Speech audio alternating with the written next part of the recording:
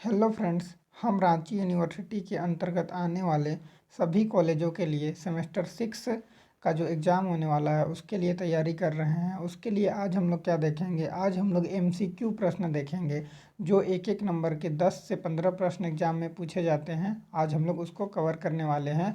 तो हम पहले पॉलिटिकल साइंस ऑनर्स की बात करते हैं। तो हम पॉलिटिकल साइंस ऑनर्स के लिए देखते हैं। तो चलिए स्टार्ट करते हैं। पहला प्रश्न क्या है, फांसीवादी का आंग्ल पर्यायवाची फासिज्म किस भाषा के फैसियों से निकला है। पहला प्रश्न क्या है, फांसीवादी का आंग्ल पर्यायवाची फैसिज्म किस भाषा के फैसियों से निकला है। हम लोगों का पहला ऑप्शन है लैटिन, दूसरा ऑप्शन यूनानी, तीसरा ऑप्शन इटालियन, चौथा ऑप्शन चीनी। तो हम लोगों का राइट आंसर क्या हो जाएगा, हम लोगों का राइट आंसर हो जाएगा इटालियन। क्या हो जाएगा हम लोगों का राइट आंसर, हम लोगों का राइट आंसर हो जाएगा इटालियन। हम लोग अगला प्रश्न देखते हैं। अगला प्रश्न क्या है, फांसीवाद के मूल प्रणेता कौन है। पहला ऑप्शन है हिटलर, दूसरा ऑप्शन है मुसोलिनी, तीसरा ऑप्शन है मैकियावेली और चौथा ऑप्शन है हॉब्स। तो हम लोगों का राइट आंसर हो जाएगा मुसोलिनी। फांसीवाद के मूल प्रणेता कौन है, तो मुसोलिनी है। हम लोगों का राइट आंसर हो जाएगा ब, मुसोलिनी। नेक्स्ट क्वेश्चन हम लोग देखते हैं। अगला प्रश्न क्या है, निम्नलिखित में से जो फांसीवाद का प्रमुख स्रोत नहीं है वह क्या है। पहला ऑप्शन है सामाजिक डार्विनवाद, दूसरा है अभौतिकवाद, तीसरा है परंपरावाद और चौथा है अराजकतावाद। तो हम लोगों का राइट आंसर क्या हो जाएगा, हम लोगों का राइट आंसर हो जाएगा अराजकतावाद। फांसीवाद का प्रमुख स्रोत नहीं है अराजकतावाद। तो हम लोगों का राइट आंसर हो जाएगा डी, द अराजकतावाद। हम लोग अगला प्रश्न की ओर आगे बढ़ते हैं। अगला प्रश्न क्या है, योग्यतम प्राणी के जीवित रहने सर्वाइवल ऑफ द फिटेस्ट के सिद्धांत का प्रतिपादन किसने किया। पहला ऑप्शन है हम लोगों का चार्ल्स डार्विन, दूसरा ऑप्शन है हम लोगों का हर्बर्ट स्पेंसर ने, तीसरा ऑप्शन है हॉब्स ने, चौथा ऑप्शन है इनमें से कोई नहीं। तो हम लोगों का राइट आंसर हो जाएगा चार्ल्स डार्विन। ऑप्शन नंबर अ हम लोगों का राइट आंसर हो जाएगा चार्ल्स डार्विन ने की थी। हम लोग अगले प्रश्न की ओर आगे बढ़ते हैं। अगला प्रश्न क्या है, 5 नंबर, फांसीवाद पर किसके विचारों का प्रभाव है। फांसीवाद पर किसके विचारों का प्रभाव है। हम लोगों का ऑप्शन है, पहला ऑप्शन मैकियावेली, दूसरा ऑप्शन हॉब्स, तीसरा ऑप्शन फिक्टे और चौथा ऑप्शन इनमें से सभी। तो फांसीवाद पर इनमें से सभी सभी सभी के विचारों का प्रभाव है। हम लोगों का राइट आंसर हो जाएगा द, इनमें से सभी। चलिए हम लोग अगला प्रश्न देखते हैं। अगला प्रश्न क्या है, मुसोलिनी को अनुशासन प्रिय, कठोर और साम्राज्यवादी बनाने में किसकी प्रेरणा रही है। मुसोलिनी को अनुशासन प्रिय, कठोर और साम्राज्यवादी बनाने में किसकी प्रेरणा रही है।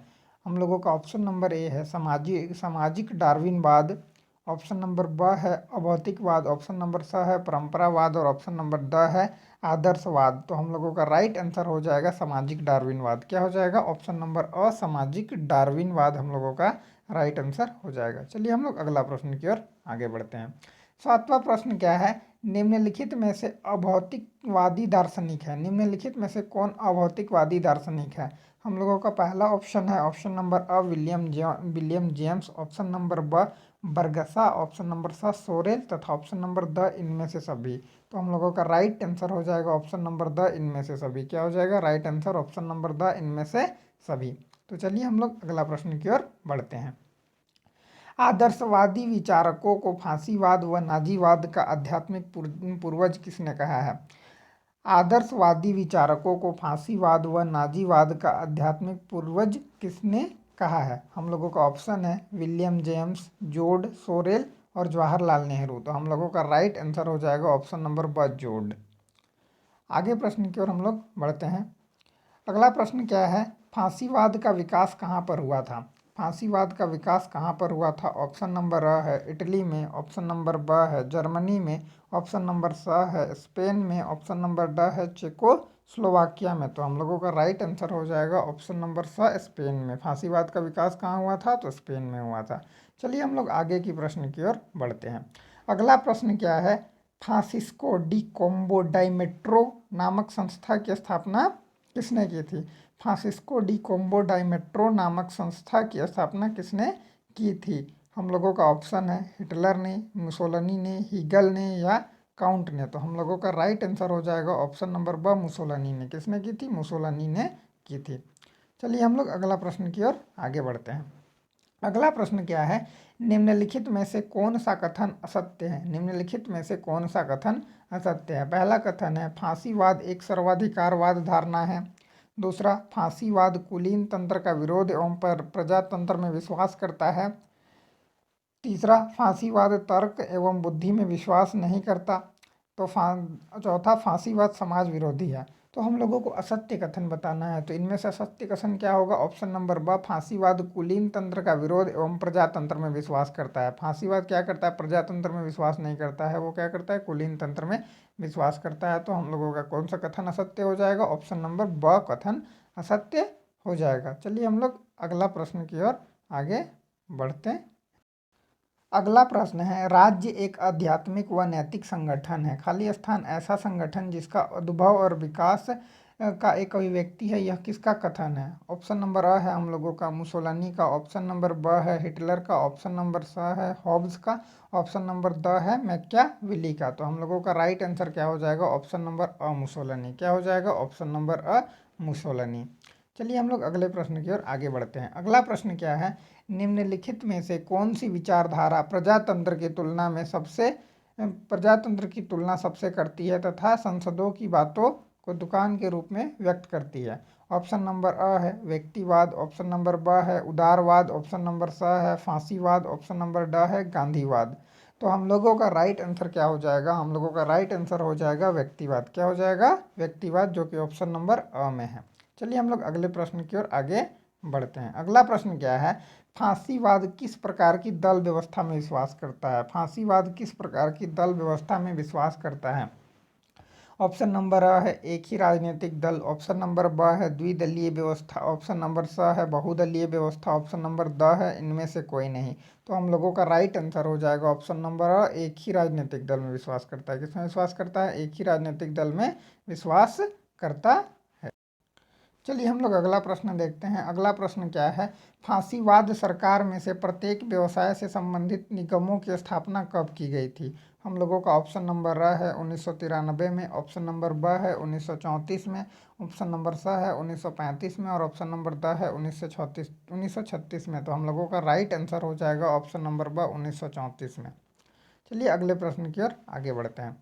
अगला प्रश्न क्या है, फांसीवाद सरकार ने कुल कितने निगमों की स्थापना की थी। फांसीवाद सरकार ने कुल कितने निगमों की स्थापना की थी। ऑप्शन नंबर अ है 18। ऑप्शन नंबर ब है 17। ऑप्शन नंबर सी है 22। ऑप्शन नंबर द है 24। तो हम लोगों का राइट आंसर हो जाएगा ऑप्शन नंबर क्या हो जाएगा, स। कौन सा, 18। कितने की स्थापना की गई थी, 18 की स्थापना की गई थी। हम लोग अगले प्रश्न की ओर आगे बढ़ते हैं।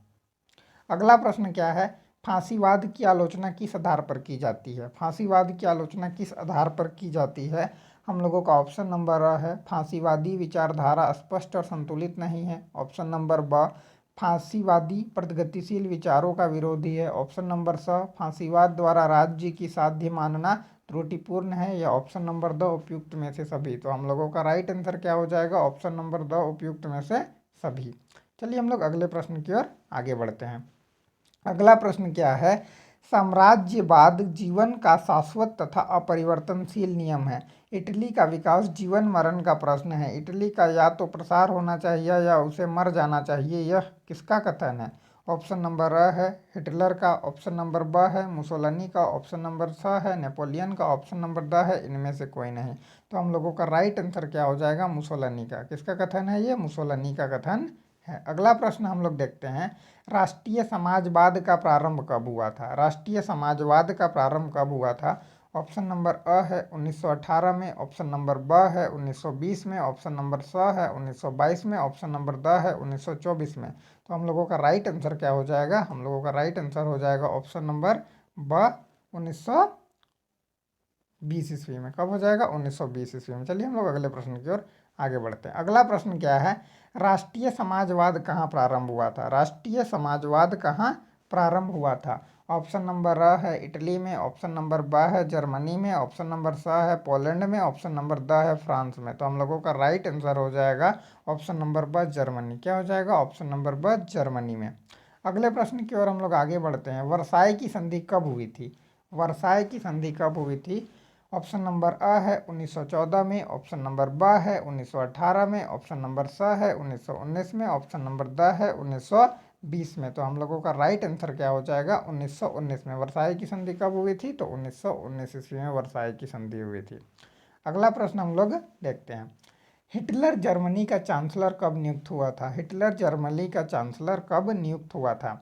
ऑप्शन नंबर अ है 1920 ईस्वी में, ऑप्शन नंबर ब है 1930 ईस्वी में, ऑप्शन नंबर स है 1933 ईस्वी में, और ऑप्शन नंबर द है 1936 ईस्वी में। तो हम लोगों का राइट आंसर क्या हो जाएगा?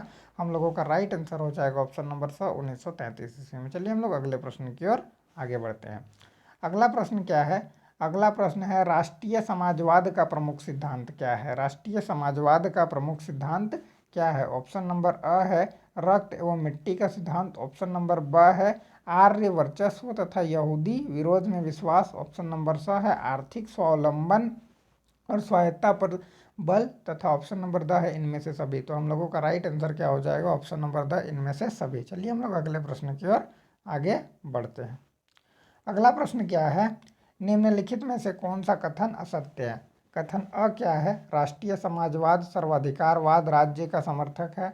ऑप्शन नंबर ब क्या है? राष्ट्रीय समाजवाद हिंसा और युद्ध को राष्ट्रीय हित का साधन मानता है।